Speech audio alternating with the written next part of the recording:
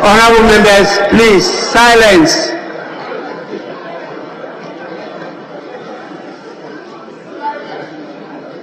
It's a culture and practice of the House. When the Speaker is entering, there's silence. Please. It's not just Ghana's parliament. We were practicing it before you came. You must stop this.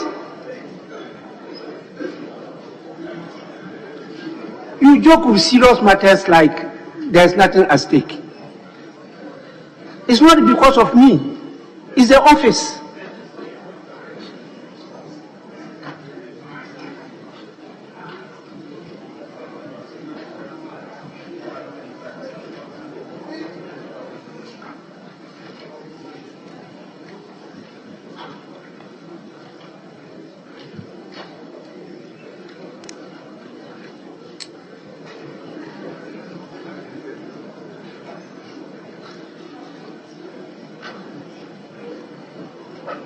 Honorable members, let us pray.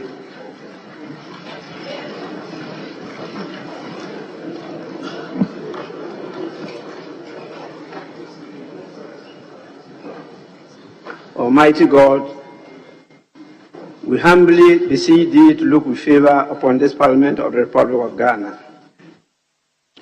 Grant that it may perform its high duty as in thy sight. Give divine guidance to the President of the Republic. Endow members of Parliament and ministers of state with discernment and vision, integrity and courage, that through the labors of government, this land and people may be well and truly served, and their good purposes for the common human life be realized in our midst.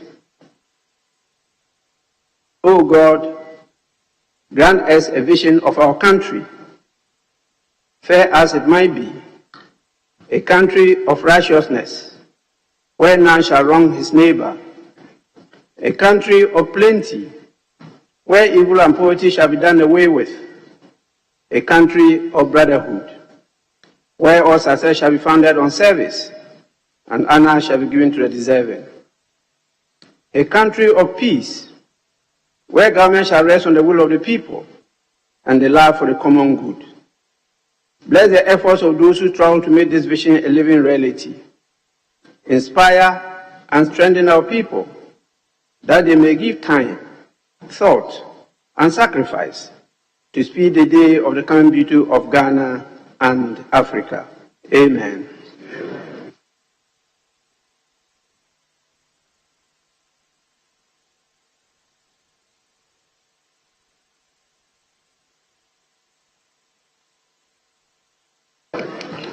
Honorable members, I have a communication from His Excellency the President, dated 28th July 2023.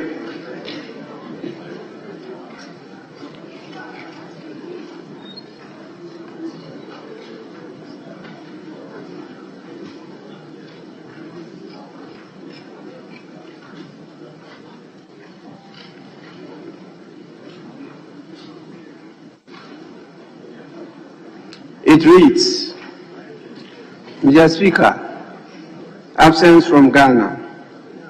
In accordance with Article 59 of the Constitution, I write to inform you that I will be traveling outside the country on Saturday, 29 July 2023 to Abuja, Nigeria, at the invitation of His Excellency Bola Ahmed Tinubu, President of the Federal Republic of Nigeria and current Chairman of the Authority of ECOWAS Heads of State and Government, to participate in an extraordinary session of the ECOWAS Authority of Heads of State and Government, scheduled to be held on Sunday, 30th July 2023, to deliberate on the situation in the Republic of Niger following the coup d'etat.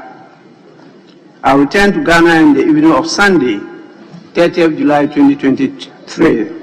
During my absence, the Vice President, Alhaji Dr. Mahmoud Bawumia, shall, in accordance with Article 68 of the Constitution, act in my stead. Yours sincerely, Nana Addo Dankwa Akufo-Addo.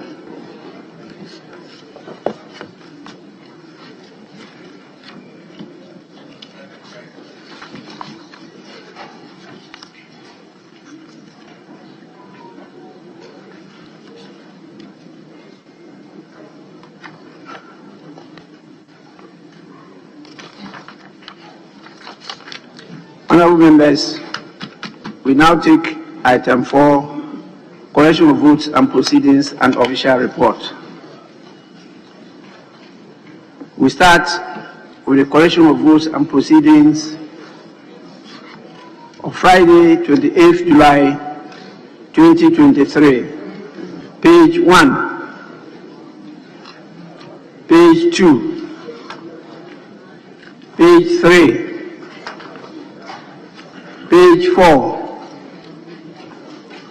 page 5, page 6, page 7, page 8, page 9, page 10, page 11,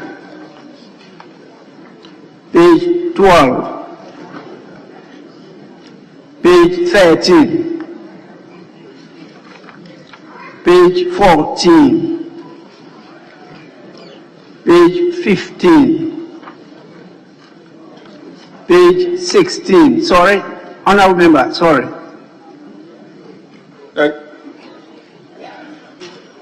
Please, the gentleman behind. Thank you, Mr. Speaker. Mr. Speaker, page 15, I was in attendance. I'm a member of the Subsidiary Legislation Committee, but my name is omitted in the list.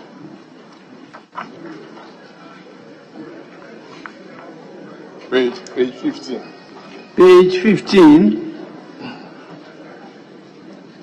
Subsidiary Legislation Committee, item 1, 2. You said you were in attendance. I was in the, yes, Mr. Speaker.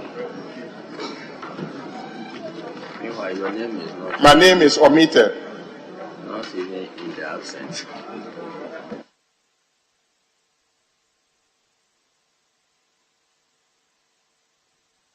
Honorable member, for the records, you have to mention your name. My name is Honorable Isifu Seidu, a member of Parliament for Nalerigo Kambaga constituency. Please,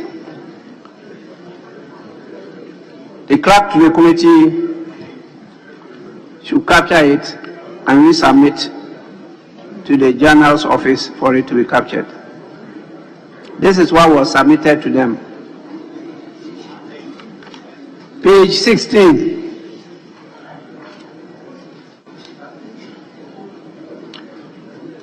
Page 17, page 18, page 17, yes. Well, I'm grateful, Right Honourable Speaker. Right Honourable Speaker, at page 17, item number 2II, the rendition of the Honourable Alhaji ABF Husseini's name is inconsistent with our records in the House, as can be seen at page 2, item number 40. So if the table office can reconcile and align accordingly, Mr. Speaker. Unfortunately, he's not around. I'm sure he will have done the correction. Table office, kindly take note. Page 18, page 19, page 20, page 19, sorry. Page 19. Honorable member. Yeah, Mr. Speaker. Okay. All right. Mr. Speaker, thank you. Page 19. Item number 1.1. Report on the public interest and accountability. The N is omitted. Thank you.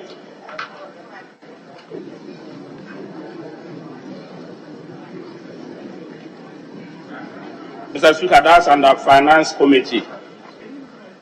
Page 19, item number 1I. 1I. Yes, 1 Roman I, yes. Yes, report of the public interest and accountability, the end is omitted. It reads here, report on public interest accountability committee. Instead of public Yes, table of this kindly take note. Thank you. Page 20, page 21, page 22, page 23, page 24, page 23, yes. Honorable Speaker, on page 22, Roman numeral XVI, the resignation for Mr. Cherison Eliezer Shooter, General Manager, Finance and Accounting, Ghana National Petroleum Commission. It should be Petroleum Corporation. Thank you.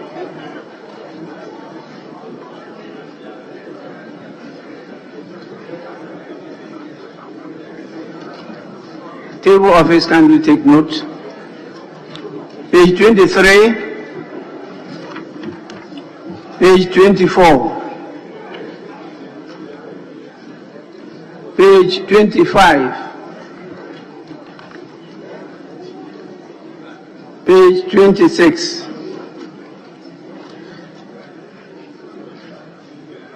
page 27. Yes, Honourable Member. Yes, thank you, Mr. Speaker. Page 27, item number 1, I need your guidance here. That's Greater Accra Metropolitan Assembly. I know the usual thing we have is Accra Metropolitan Assembly. And if that is, it should be the Accra Metropolitan Assembly, then fast forward with page 30 on item XX to XSB will all have to be corrected. Thank you. Regional Minister for Greater Accra, have there been any change?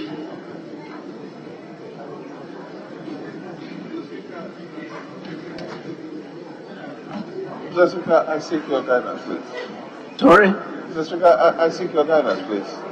Change in... Oh, you are not listening. No, I wasn't paying attention. Now, we have a new nomenclature for Accra Metropolitan Assembly. It's now referred to as Greater Accra Metropolitan Assembly. And being the Minister for the region, we just wanted to know whether there will be a change. Mr. Speaker, thank you very much. Mr. Speaker, as far as I know, it's still Accra Metropolitan Assembly. Nothing has changed here. The report from the Committee on Local Government and Rural Development clearly states there that it's Greater Accra Metropolitan Assembly, and so you have also Greater Accra Regional Coordinating Council. Those are the terminologies they submitted to us. Mr. Speaker, indeed, just like all other regions, we have the Regional Coordinating Council, so it stays as it is. Accra Metropolitan Assembly has not been changed, Mr. Speaker. The rule of His kindly take note, please. Secretariat to the committee also kindly take note. Page 28.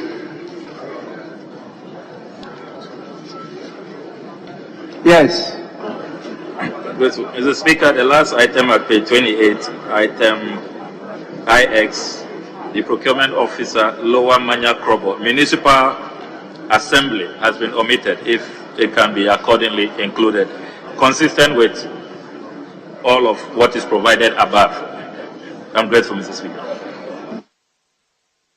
The rule of His take note. Page 29, page 30,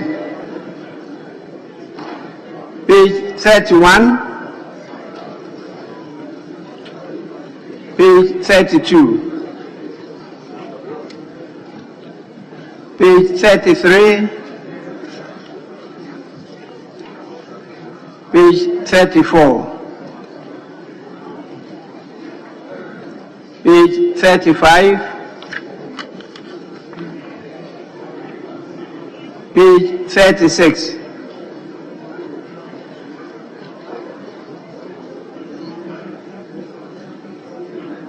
page 37. Yes, please. Well, right, Honourable Speaker, item number 1, just under the Committee on Employment and Social Welfare and State Enterprises. It should be National Pensions Regulatory Authority. National Pensions Regulatory Authority, and not pension. Pensions Regulatory Authority. I'm grateful, Mr. Speaker.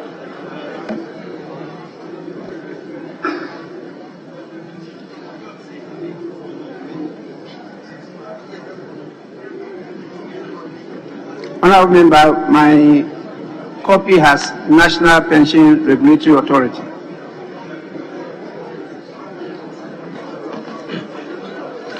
Yes, Mr. Speaker, it's the same with ours as well, but it should be pensions, plural.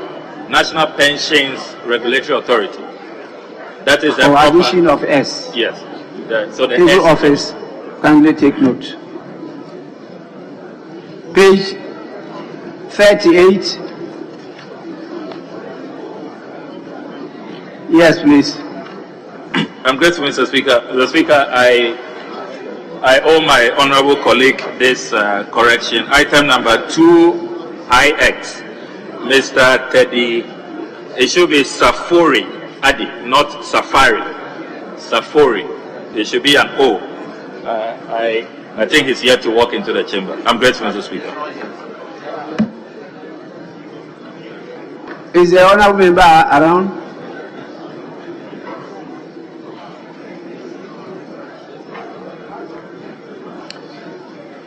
Honourable Teddy, is it Safari or Safuri Adi?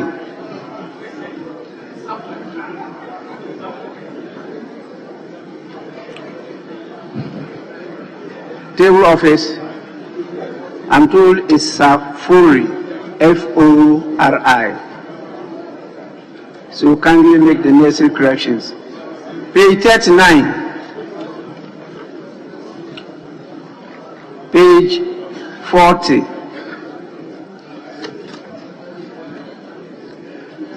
Page 41.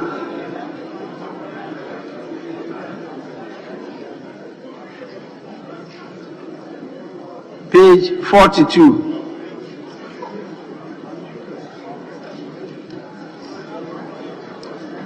Page 43.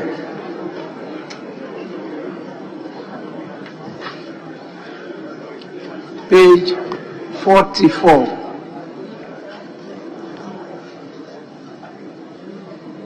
Yes, honourable member.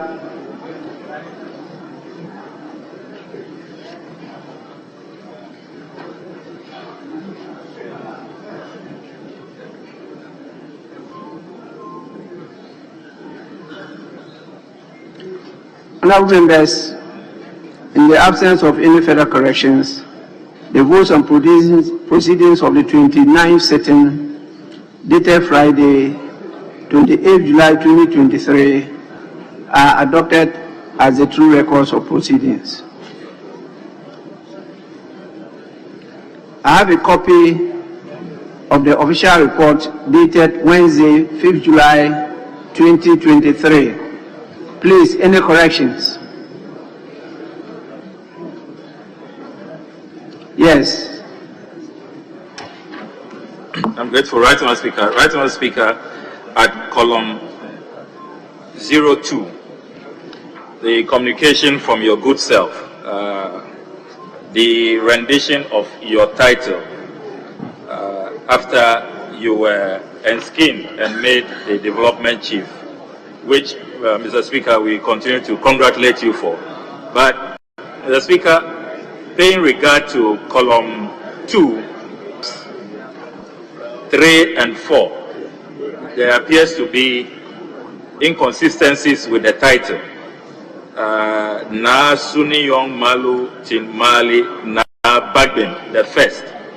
But the paragraph that follows, the Tin Mal, has a different rendition. And so, the Speaker, this being a very important matter,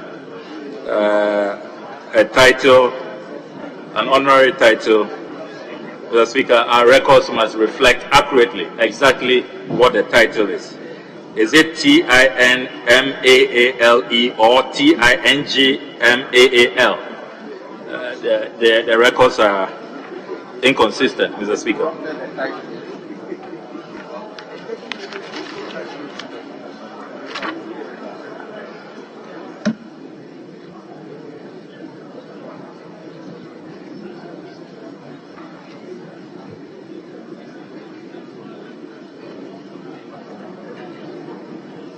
Honorable Member, since you are our in-law, what is the correct rendition?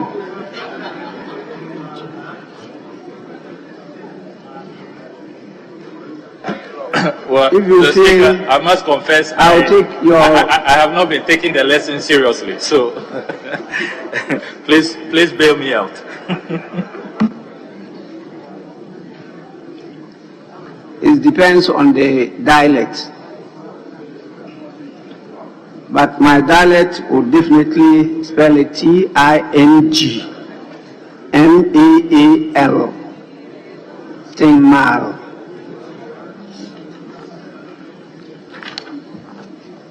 So please, General Office, kindly capture it properly.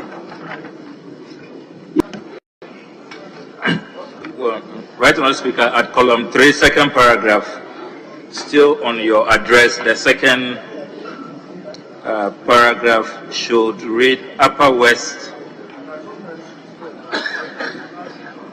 Regional Coordinating Council. Coordinating has been omitted, so if it can be kindly inserted, the second paragraph at column 3. Thank you, Mr. Speaker. Table Office, kindly take note. Any further amendment?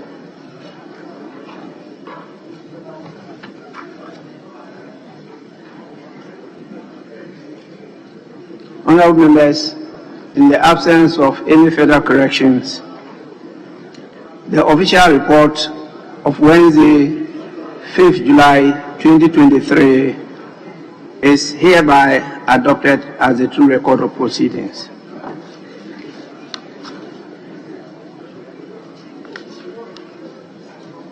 Honorable members, we scheduled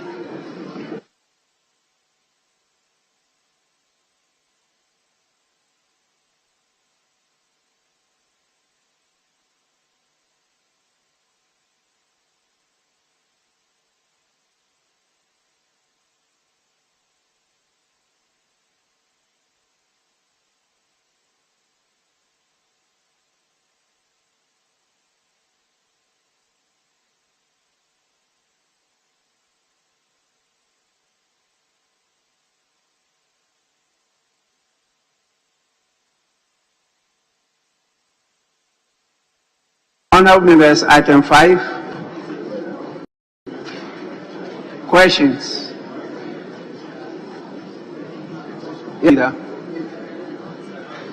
Speaker, last Friday in presenting the business statement, it was agreed that the questions will be stood down for the time being for the minister to do the presentation of the media review. Now, after the event, then we go back to the questions. However, Mr. Speaker, because the questions have appeared on the order paper, I would beg your leave to come under order 53A2 to seek your leave to alter the business as set out on the order paper and have the minister present to us the media review. That is item 6. To do item 6 before item 5. Mr. Speaker, I so submit.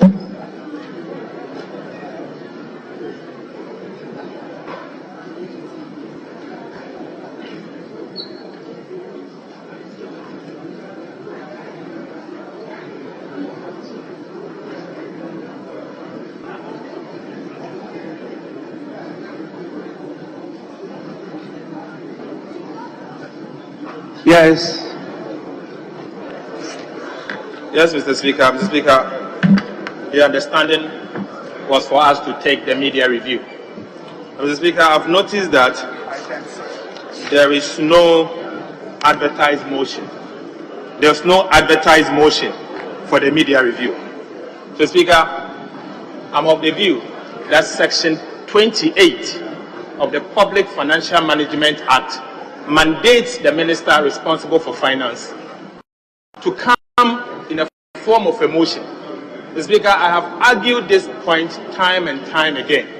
We are setting a serious precedent that needs to be corrected straight away. Mr. Speaker, I'm of the view that if the minister responsible for finance is expenditure line downwards, there is the need for Parliament to approve it. Mr. Speaker, in this case, we know for a fact that the budget was prepared with an assumption that government was not going to increase wages and salaries. So, Speaker, subsequently, government increased wages and salaries. That clearly means that the media review that the minister is presenting today, there will be an increase in the compensation line. So, Speaker, he can't do it unilaterally. Parliament will need to give him the permission to spend that money. So that's why, Mr. Speaker, this should not be he should not come to us by a statement. He should come to us in a form of a motion in line with Section 28 of the PFM Act. So, Speaker, let them do the right thing. Come with Section 28 where a motion is required under these circumstances so that, Mr. Speaker, we can approve it. So, Speaker, let them not run away from Parliament approving or giving the mandate to spend. So, Speaker, he may be spending within the Appropriations Act. As long as you are varying expenditure from one line to another, Mr. Speaker, I still maintain that Parliament will have to approve it, particularly on the compensation line. Mr. Speaker, another important point. We prepared the budget assuming that we were going to spend certain amount of money in servicing interest. Subsequently, our minister responsible for finance and the government has announced debt restructuring. To the extent that we are not servicing those debts, we have subsequently announced suspension of interest payment. So, Speaker, since then, we are not paying our interest. Why is it that he will not come in a form of a motion for us to debate it properly? So, Speaker, I submit that this particular media review should come in a form of a motion and not a statement. Thank you, Mr. Speaker.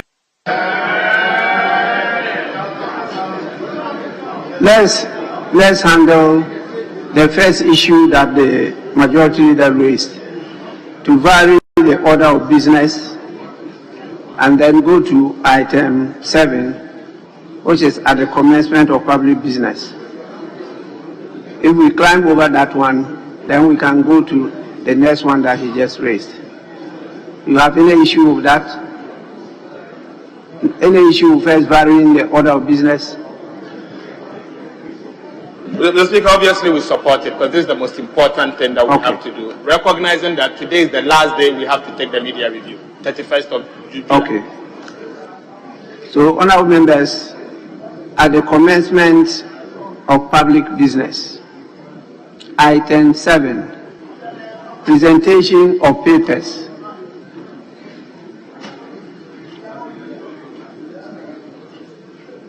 Honorable Deputy Minister.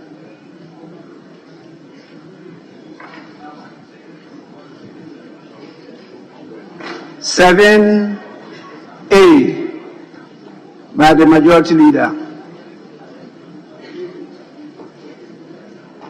It's not ready.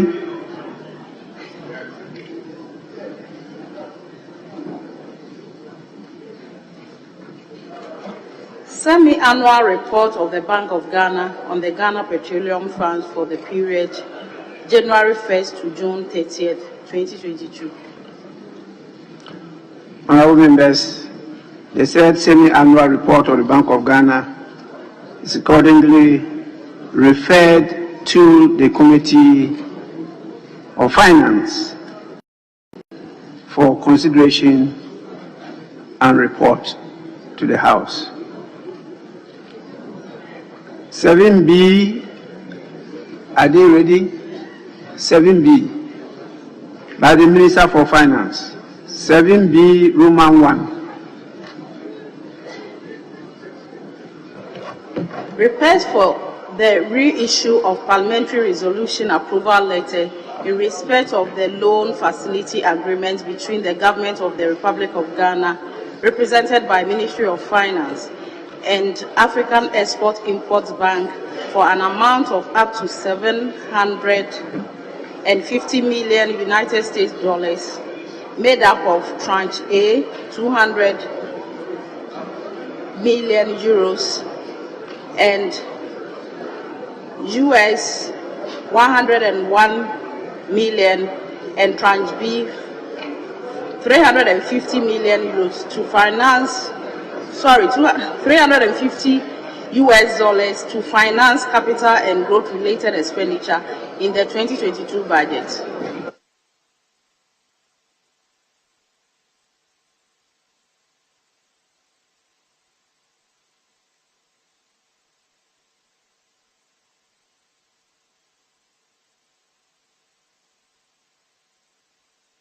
Honorable members, before I refer it, yes. Speaker, this House, as you've guided it, is governed by our rules. When you see the item the clerk at table has just read, request for the reissue of parliamentary resolution. Reissue of parliamentary resolution. Parliament just doesn't reissue resolutions. If you want to rescind a decision that this House took, say so and do so in accordance with our rules. But to reissue a resolution, Parliament passed a loan agreement, and that agreement is being tweaked. If you want to tweak it, come properly. You cannot say reissue a resolution. Parliament does not just sit down to reissue resolutions. No, Mr. Speaker. So this is irregular. And I think that the leader of government business should set it aside, do further consultations. There was a loan agreement approved for a certain purpose. If you want to vary the intent and objective of the utilization of that loan agreement, then rescind the original motion and resolution that was so passed by Parliament. But to say that you are referring this, Mr. Speaker, and that is why I rose. You want to refer to Finance Committee to reissue a resolution. Reissue one resolution. And an amount of $350 million US dollars to finance capital and growth related expenditure. And Mr. Speaker, let me go to our standing orders. When you say a resolution, the resolution captures the purpose and intent of any loan agreement approved in accordance with Article 181 of the Constitution. So you cannot be reissuing a resolution. I think that this is very, very irregular, and I think that is not consistent with the 1992 Constitution, Article 181(1), and more importantly, our standing orders. I don't see how Parliament can reissue a parliamentary resolution approval letter. When we approve, Mr. Speaker, and you are conveying, the second line says approval letter. You are conveying the decision of this House. And that decision reflects what happened in this House. You cannot so moto decide that you are reissuing a resolution by a letter. I have a difficulty accepting the route that we want to pass this process to. I thank you, Mr. Speaker. Honorable Member, a letter was written to me on this matter because of the reasons you just adduced. I thought the proper thing is for it to be considered by the committee that reported on the matter. the committee will consider it, report back to the House. And it is the House that can raise the issues that you are raising for deliberation. And at the end of the day, it's the decision of the House that will now be communicated back to the ministry. So I agree with you, but the procedure, this is what we have to do. So I will refer the said request to the Committee of Finance for consideration and report to the House. Honourable members, item 7B, Roman 2. So sections 28 media.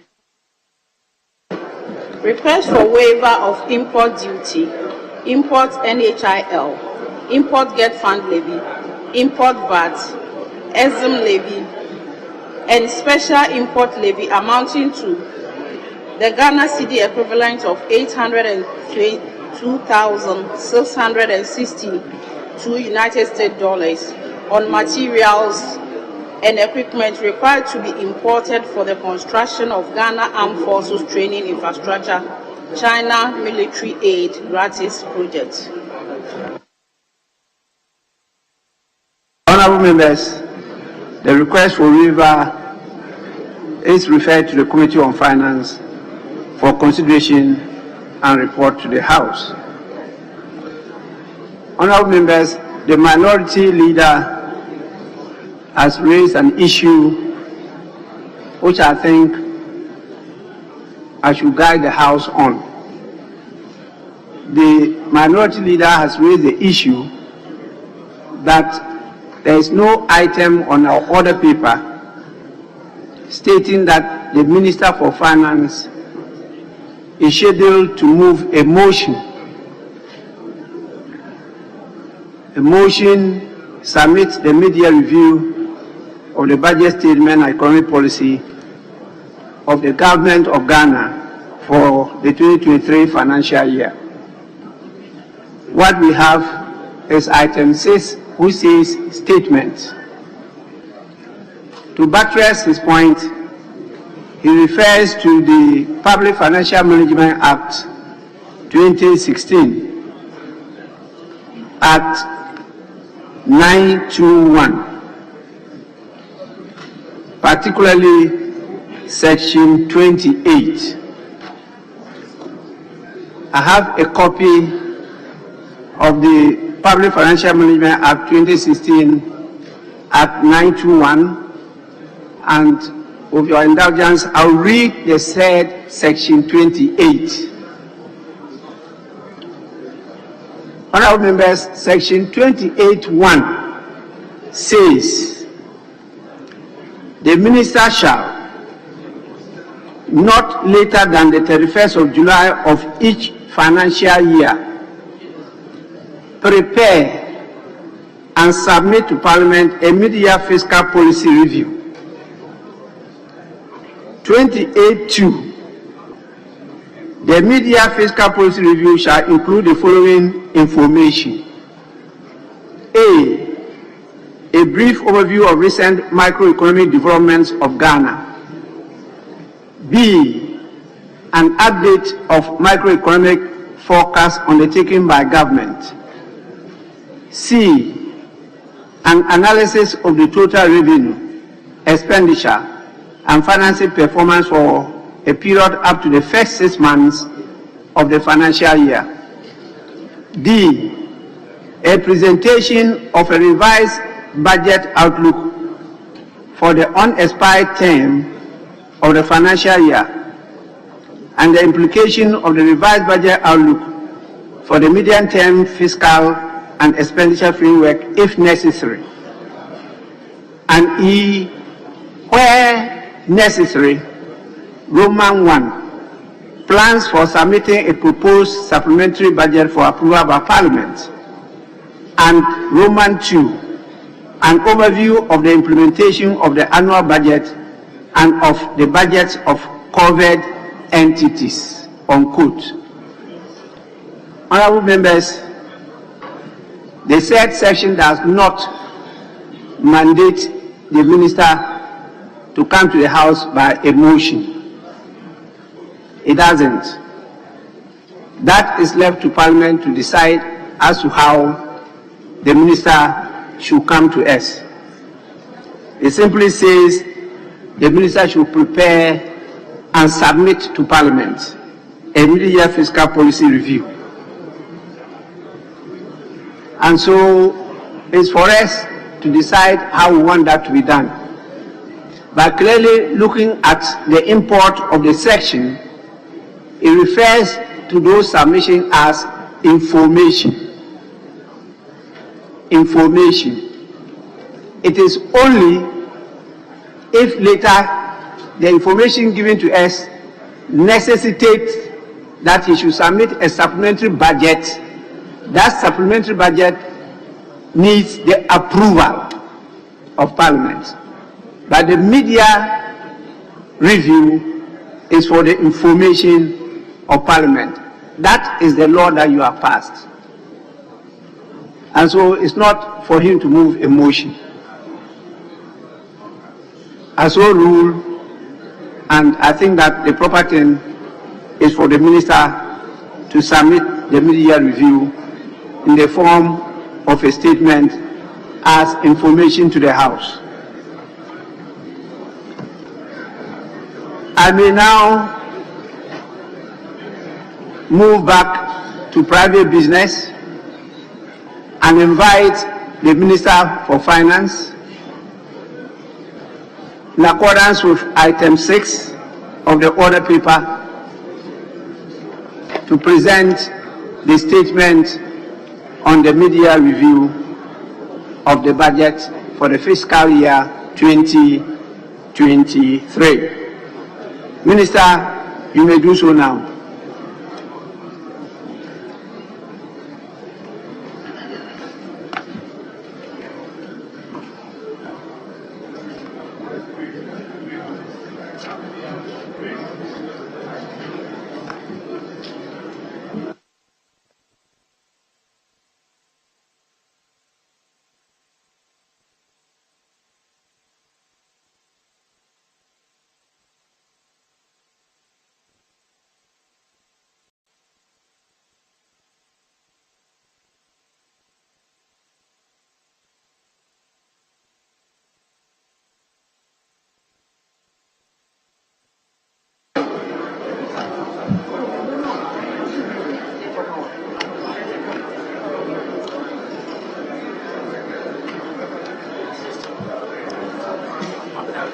Thank you.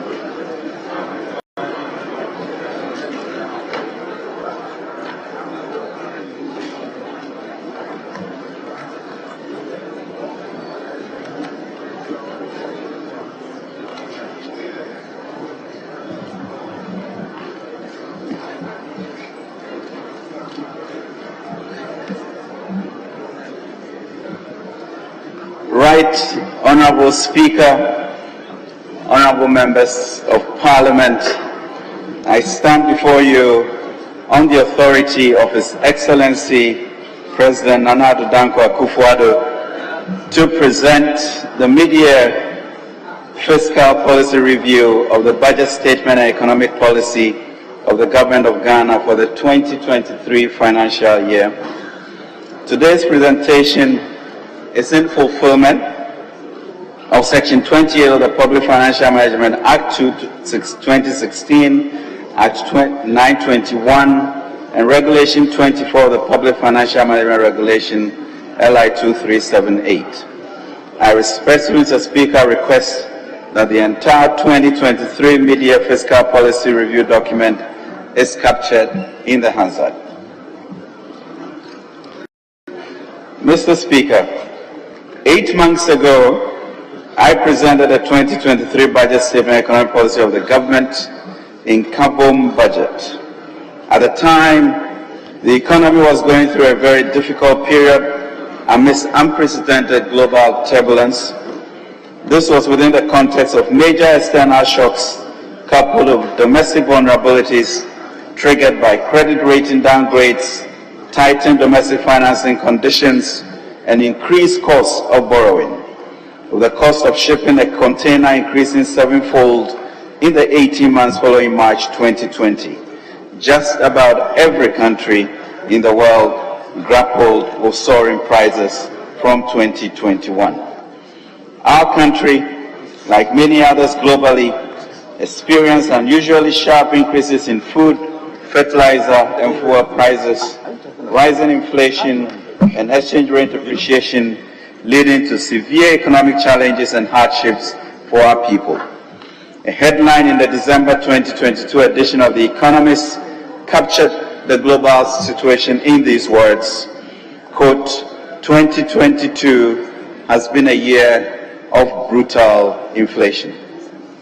Mr. Speaker, it is no exaggeration to say we cannot find another period in our history where so many different headwinds hit our economy at the same time with unrelenting speed and scale.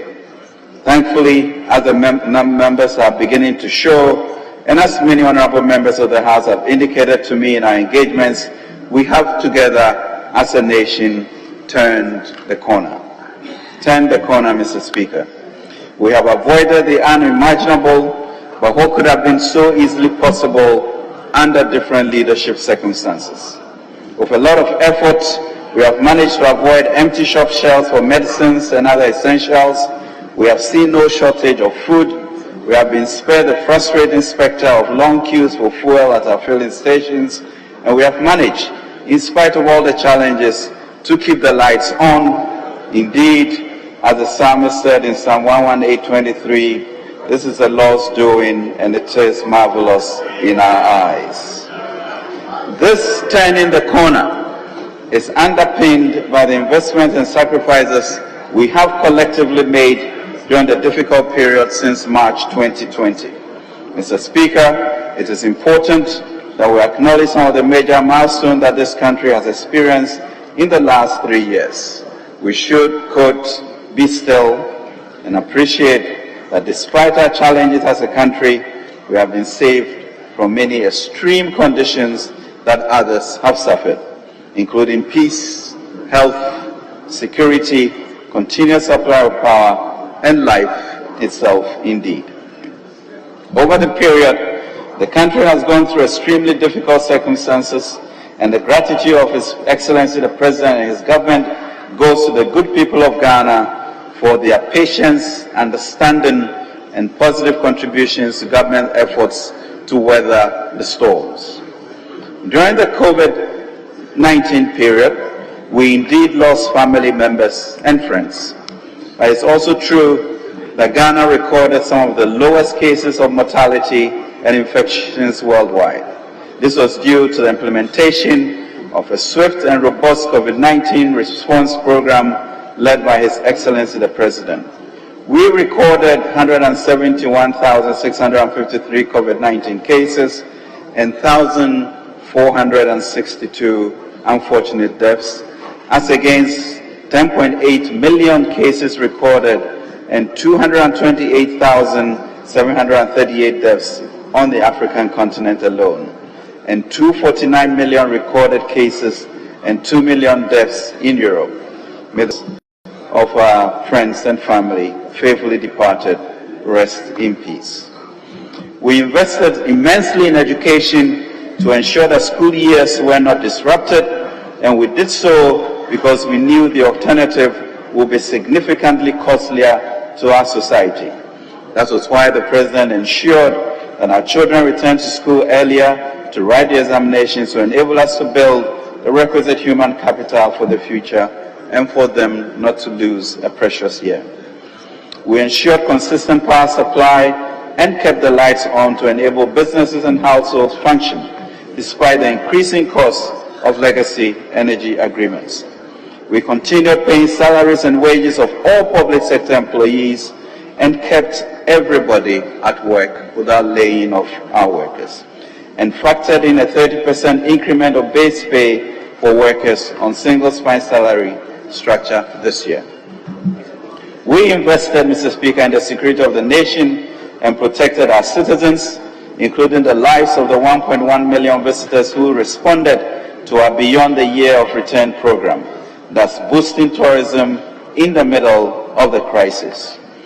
And we cleared up and strengthened the financial sector to promote entrepreneurship and private sector businesses, including agriculture, tourism, and hotels, manufacturing, etc. Mr. Speaker, 2022 was the most difficult year for me as Ghana's finance minister.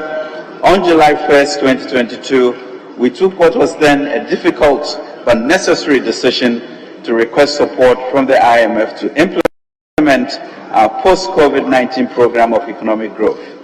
The country was going through a dire period of economic uncertainties and despondency. Mr. Speaker, we have turned the corner, and more importantly, we are determined to continue down that path. Soon, we expect the measures taken resulting in economic activity and anything experienced in the history of the Fourth Republic. Our plans and programs should soon lead to a sustained increase in domestic production, including manufacturing and farming, replacing many of the products that we are used to importing. Mr. Speaker, when I presented the 2023 budget in November last year, I indicated that we will pursue major fiscal and monetary policy measures within the framework of the PCPEG. Our coordinated response to the macro fiscal challenges, which His Excellency the President charged us to develop in March 2022 before going to the IMF, that's the PCPEG. As a first step towards fulfilling this objective, Parliament passed the revenue and expenditure measures as well as several other macro fiscal economic policies. Honourable Minister, just a minute, the First Deputy Speaker to take the chair.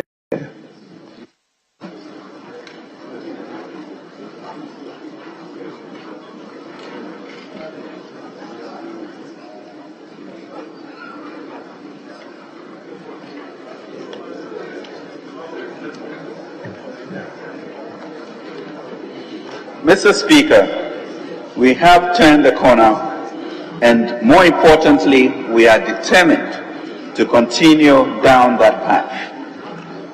Mr. Speaker, when I presented the 2023 budget in November last year, I indicated that we will pursue major fiscal and monetary policy measures within the framework of the PCPEG.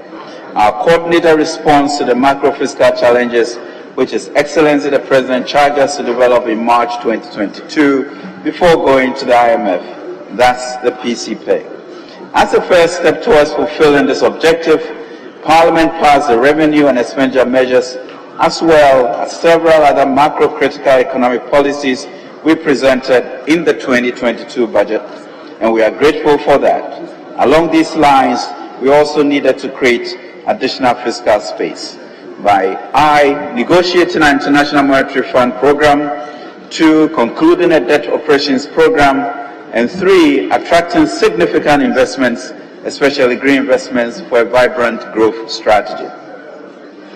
Mr. Speaker, I can now report that we have been diligent and resolute in implementing these measures and successfully negotiated the $3 billion US 3-year IMF ECF program, which was approved on 17th May 2023 to support the implementation of our PCPEG. Concluded on February 14th, the initial part of the debt operations, of which the domestic debt exchange program. Developed a framework for the V20 Climate Prosperity Plan to attract climate investments from the private sector, and initiated the Mutual Prosperity Dialogue to crowd in domestic and external private investment to underpin our growth strategy. These achievements have been with the support and commitment of this august House and the Ghanaian people. It demonstrates that when we speak with one voice, we can achieve what we set our minds to do. Genesis 11:6, if as one people speaking the same language, we have begun to do this, then nothing we plan to do will be impossible for us. Right Honourable Speaker, accordingly, His Excellency President Akufo-Addo has asked that I convey his profound gratitude to this House for passing all the revenue bills as well as expenditure measures. Indeed, Our sincere gratitude also goes to all investors, financial institutions, and bondholders for the sacrifice, support, and forbearance in this difficult period of our country's economic history. We appreciate your contribution towards turning the corner and commitment to partner us in transforming the economy. We must also extend our appreciation to the IMF, the World Bank, and other development partners, as well as the G7 and G20 members who have stood so strongly with us. Mr. Speaker, for the first 6 months of the year, we continue making progress to exceed our non-oil revenue targets for the year. We have seen improvements in non-oil tax revenue collection despite some notable shortfalls in VAT. However, oil revenues are falling short of expectations due to changes in global prices. We will therefore undertake a downward review of the oil-related revenue as well as the corresponding expenditures to align with the underperformance of some of our revenue handles. Specifically, this will impact the annual budget funding amount. Mr. Speaker, in view of the reasons outlined above, as well as the lower domestic interest payment and amortization following the completion of a part of the DDEP and the reduction in the foreign finance capex, the appropriation has been revised from Ghana cedis 227.7 billion as presented and approved in November 2022 to 206.0 billion Ghana cedis. This is in line with Regulation 24, Sub-Regulation 3 of Public Financial Management Act Regulation 2019, LI 2378. Mr. Speaker, we will therefore not require a supplementary budget. Mr. Speaker, Government is, however, committed to pursuing a robust growth strategy within the limited fiscal space and our fiscal consolidation program. This will be done by attracting domestic and foreign private sector investment and expanding production, which will be encouraged and stimulated by government policies and agencies. Government's mutual prosperity dialogue with the private sector will seek to facilitate the ease of doing business in order to crowd in private, domestic, and foreign investments. Mr. Speaker, security continues to be a priority of government. The United Nations recently reported that over 1,800 terrorist attacks resulting in nearly 4,600 deaths were recorded in our West Africa region in the first 6 months of this year. Due to this instability, among others, increasing numbers of West African citizens are seeking refuge in our country. This has required a review of our security expenditures within the limited fiscal space. Mr. Speaker, this 2023 mid-year fiscal policy review will therefore provide an update on economic performance for the first half year of 2023 and outlook for the rest of the year. Provide an update on the implementation of the IMF-supported PCPEC, including update on structural reforms and the progress towards achieving the quantitative performance criteria and indicative targets. Provide an update on the debt restructuring program, present a revised 2023 fiscal framework which aligns with the IMF-supported PCPEC, and outline government's growth strategy to drive the recovery process. I will now proceed to update the House on the macro-fiscal performance of the economy since 2022. Mr. Speaker, as we usually do, the 2023 budget was presented in November 2022 using end September 2022 data. We now have end December 2022 data, which indicates that overall real GDP growth was 3.1% compared to the revised target of 3.7%. Non-oil real GDP growth was 3.8% compared to the revised target of 4.3%. End December inflation rates of 54.1% compared to the projected 28.5%. Total revenue and grants for the period amounted to 96.7 billion, 15.8% of GDP, compared to the revised target of 96.84 billion, 16.4% of GDP. Total expenditure on commitment basis amounted to 165.1 billion Ghana cedis, 27% of GDP, against a revised target of 133.8 billion, 22.6% of GDP. Overall budget deficit on commitment basis was 11.8% of GDP, against a revised target of a deficit of 6.3% of GDP. Primary balance on commitment basis was a deficit of 4.3% of GDP, against a revised target of a deficit of 0.7% of GDP. On cash basis, the overall budget deficit was 10.7% of GDP, against a revised target of a deficit of 6.6% of GDP. The corresponding primary balance on cash basis was a deficit of 3.2% of GDP, against a revised target of a surplus of 0.4% of GDP. And gross international reserves was equivalent to 2.7 months of import cover. Mr. Speaker, with the approval of Parliament, government set out to achieve the following key macroeconomic targets for 2023. Overall real GDP growth of 2.8%, non-oil real GDP growth of 3%, end December inflation rate of 18.9%, overall budget deficit of 5.9% of GDP on commitment basis, and 7.7% on cash basis. Primary balance commitment basis of a surplus of 0.7% of GDP, and a deficit of 1.1% of GDP on cash basis, and gross international reserve to cover not less than 3.3 months of imports. As I've indicated, we have made significant progress on restoring macroeconomic stability, and the narrative is changing. The economy is showing signs of recovery, the exchange rate has stabilized, inflation has softened, and interest rates have declined since December 2022.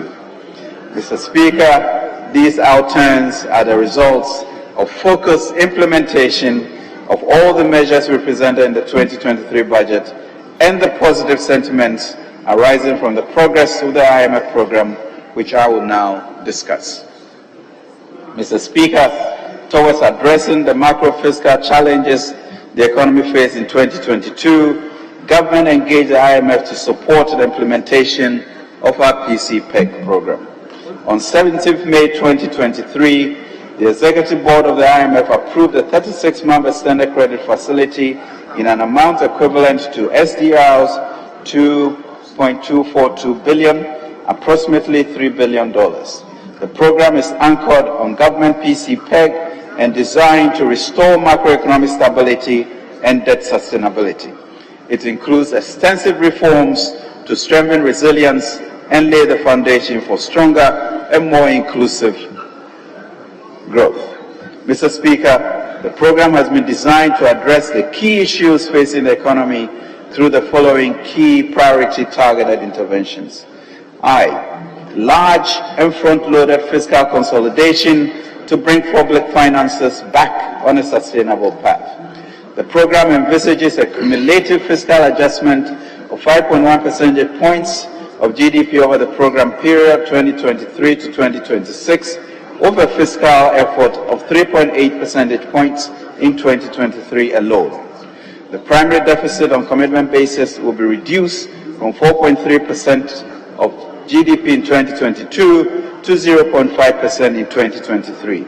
The fiscal consolidation will be executed by both mobilizing more domestic revenue and improving efficiency of spending. 2, to protect the vulnerable through enhancement of existing social protection programs, including the Livelihood Empowerment Against Poverty (LEAP), National Health Insurance Scheme, the Capitation Grant, and the School Feeding Program. The 2023 budget, for example, doubled the benefits under the LEAP program, as well as boosted the allocations to the School Feeding Program. 3, strong and ambitious structural reforms in tax policy, revenue administration, public financial management, financial sector, as well as strong measures to enhance revenue mobilization and address weaknesses in the energy and cocoa sectors. Both are critical to bring public finances back on sustainable path while creating fiscal space for critical development spending. 4, to bring inflation under control through prudent monetary policy, including appropriate monetary policy tightening and the elimination of monetary financing of the budget. Containing inflation pressures requires coordination between fiscal and monetary policies. 5, to rebuild international reserve buffers to 3 months of import by the end of the program. The Bank of Ghana is pursuing enhanced flexible exchange rate policies to help rebuild international reserves. 6, to restore sustainability and preserve financial stability following the domestic debt exchange program to support private investments and growth. And 7, to pursue reforms to encourage private investments, strengthen growth, and create more jobs. Mr. Speaker, it is instructive to note that our path towards securing an approved IMF-supported program has been characterized by speed and resoluteness. More specifically, the following key and significant milestones were accomplished. We achieved staff-level agreement in December 2022, 6 months after we formally requested for the IMF support to back our PCPEG. We were supported by China's agreement to co-chair Ghana's Paris Club Official Creditor Committee. We secured financing assurances for the Official Credit Committee, co-chaired by China and France on 12 May 2023, 5 months after our formal request in December 2022. We secured an IMF board approval on 17 May 2023, 5 months after the SLA and 10 months after a formal request for a fund program. We also secured IMF financing equivalent to 3 times Ghana's quota. We front-loaded disbursement of IMF resources with 40% in 2023 and the rest to be spread between 2024 and 2026, and successfully concluded a domestic exchange program. The results are clear. We are witnessing the catalytic impact of crowding in other resources. We are in discussions with the World Bank for a $900 million development policy operation and emergency support. The United States, through the International Development Finance Corporation, has announced a program to invest $300 million towards the construction of a data center under the G7 Partnership for Global Infrastructure and Investments. This is through the Development Finance Corporation of the U.S. Mr. Speaker, several key stakeholders played diverse roles in Ghana's successful journey towards approval of the IMF-supported program. On behalf of His Excellency the President, I would like to again express our sincere gratitude to the Right Honourable Speaker, Members of Parliament, our participating bondholders, retirees, financial institutions, and other stakeholders who played critical roles. Permit me to express our sincere gratitude to the Managing Director of the IMF, a team led by its Country Director, Stefan Roder, and the Executive Board for providing the unfathomable cooperation throughout the whole process. We are also grateful to the World Bank Group, the U.S. Treasury, U.S. Development Finance Corporation. Government appreciates our other development partners, both multilaterals at the AFDB and Afri-Exim, and bilaterals for their support under the program. Mr. Speaker, as a nation, we must and will prevail. Indeed, our only recourse is to be successful at the upcoming first review of the program in September 2023 and all other subsequent reviews.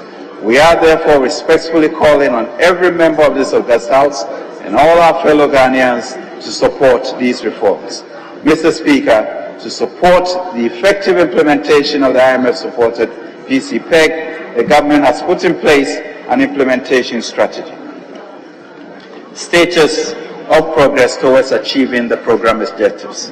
Mr. Speaker, the IMF-supported program will be monitored and reviewed semi-annually based on agreed targets to be met by end June and end December each year. We will prepare for a comprehensive assessment of the targets by the IMF during the first review in September 2023, which will assess 9 structural benchmarks, 6 quantitative performance criteria, and 3 indicative targets in 2023. Mr. Speaker, the IMF-supported PCPEC has also prioritized social protection reforms to ensure that the vulnerable are protected from the impact of the ongoing fiscal adjustment. Social spending on health, social protection and education will be closely monitored to ensure timely disbursement of funds to beneficiaries. In addition, an indexation mechanism for benefits under the LEAP program will be put in place by end September 2023. Furthermore, the coverage of LEAP will be expanded and its targeting improved to cover the extreme poor by 2024. Mr. Speaker, Cabinet also approved the turnaround strategy for Cocoa Board as part of measures to improve financial viability of the institution and to position it to deliver increased value for the people of Ghana. I take this opportunity to assure all our key stakeholders of government's commitment to the unwavering implementation of our very own PCPEC, which undergirds the IMF-approved program. Debt operations. Mr. Speaker, we announced in the 2023 budget statement that we will embark on a debt restructuring program to alleviate fiscal pressures by 1, reducing debt servicing costs, 2, improving debt sustainability, and 3, ensuring macroeconomic stability and economic growth. The restructuring is critical to the implementation of the program. To ensure return to the path of debt sustainability, a comprehensive debt strategy centered on a restructuring program was pursued. Mr. Speaker, the perimeter for the restructuring includes both domestic, central government and debt, and some parastatals, and external.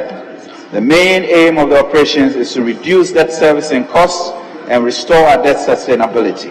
The debt operation focuses on achieving by 2028 the present value of overall debt and external debt to GDP to below 55% and 40% thresholds respectively, and 2, external debt service to revenue and exports to revenue below the 18% and 15% thresholds respectively. Mr. Speaker, on the domestic debt exchange program, on 5th December 2022, launched the DDEP in a transparent manner while seeking impact on bondholders. Of negotiations with the different bondholder groups and amendments to the original terms, government successfully completed the DDEP on 14 February 2022. Total bonds amounted to 126.978 billion Ghana cedis, or 0.286 billion were held by pension funds, bringing the bonds to 97.7 billion cedis. The ministry received final participation of 88.9 billion Ghana cedis, representing 84.9% of total eligible bonds. The DDP has provided the government with increased fiscal flexibility and addressed cash and other liquidity constraints. Once again, we are grateful to all investors who participated in this exchange. Mr. Speaker, to complete the domestic debt operations, government announced in April 2023 its intention to further pursue the discussions around the following domestic debt instruments which were excluded from the DDEP perimeter then: energy sector independent power producers, cocoa bills, local US dollar denominated bonds, and Bank of Ghana non-tradable debt.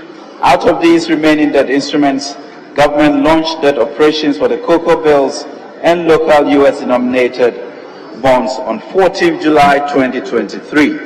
The settlement date is today, Mr. Speaker, 31st July 2023, and we look forward to a successful operation. Mr. Speaker, although pension funds were exempted from the main DDEP, we continue to engage them. Mr. Speaker, we are also engaging with the IPPs on debt relief and financing arrangements to achieve both debt sustainability for Ghana and financial sustainability for the energy sector. As part of the restructuring projects for external debt, government requested the treatment of the bilateral debt under the G20 Common Framework beyond the debt service suspension initiative. Government also held a series of engagements with its bilateral creditors via the Paris Club to provide answers to support Ghana's IMF ECF request. The official creditor committee for bilateral creditors was established and co-chaired by China and France. The committee provided financing assurances on 12 May, as I stated, to support the IMF's board approval of Ghana's IMF ECF request on 17 May 2023. Mr. Speaker, government has also begun the process of negotiating with its commercial creditors, our Eurobond investors. 2 bondholder groups have been formed comprising domestic and regional bondholders as well as international bondholders. Government has already shared a set of data and scenarios to commence discussions. On the restructuring of Eurobonds, we expect to receive counter offers from the bondholders in the short term and envisage an agreement by year end. Mr. Speaker, the financial sector comprising commercial banks, special deposit-taking institutions, insurance sector, and fund managers participated significantly in the DDEP. The effects of the debt operation of the financial sector is elevated liquidity and solvency risk from impairment losses. Regulators, including the Bank of Ghana, provide a temporary